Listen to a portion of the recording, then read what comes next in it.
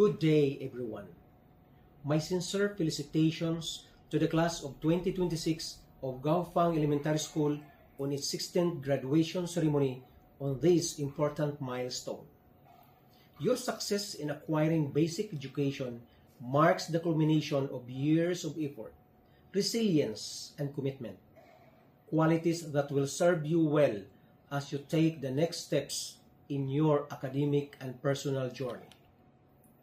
As future leaders, you are expected not only to excel in knowledge and skills, but also to embody integrity, discipline, and compassion, values that define true and responsible leadership.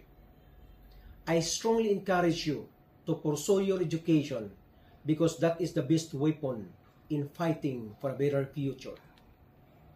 To your parents, guardians, teachers, and school officials, we extend our profound gratitude for guiding and nurturing these learners with unwavering dedication.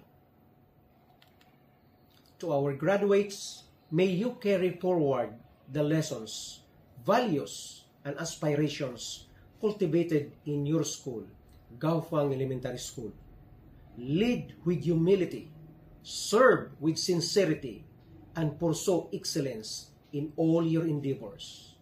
Your community and your nation look to you with hope and confidence. Congratulations, Class of 2026.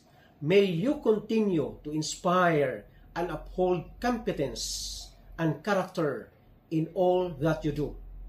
Good luck and God bless you all to your next journey in pursuing your education and achieving your dreams and ambition. Thank you and mabuhay!